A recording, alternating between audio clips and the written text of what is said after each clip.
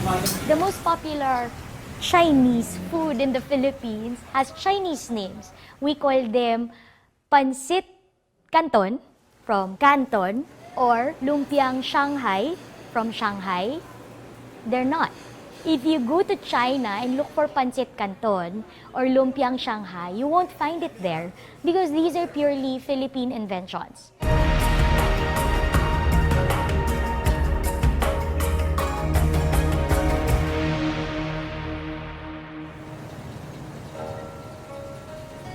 In the district of Binondo in Manila, reputed as the world's oldest Chinatown, the food is proof of how Chinese and Filipino cultures have intertwined over the past 400 years.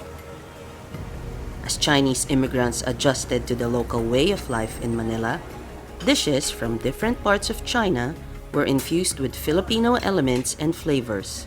In Binondo, our Chinese food has been Filipinized.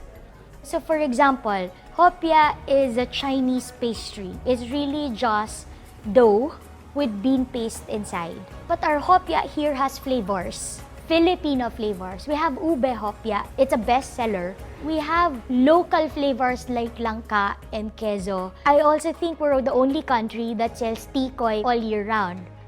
No, tikoy is a Chinese New Year food item. It's sweet rice cake. It's only for Chinese New Year.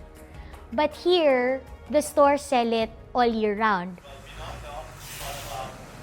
Old Manila Walks is a tour agency that's hosted food tours in Binondo for the past 14 years to showcase the unique centuries-old heritage of Chinese Filipinos, or Chinoys, through the food and architecture of the place. The Chinese restaurants here, a lot of them have community stories, how they started.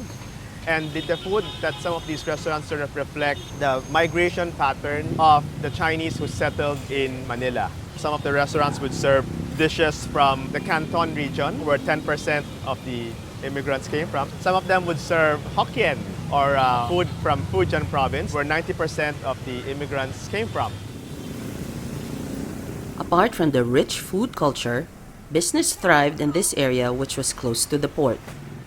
Banking, real estate, retail, food, fashion. Many of Philippines' top corporations were started by Chinese immigrants who had their humble beginnings in this old Chinatown.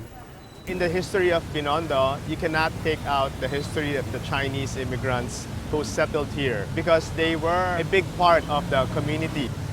Binondo is a living testament on how different ethnicities has coexisted here in Manila. Chinese, Tagalog, Spanish.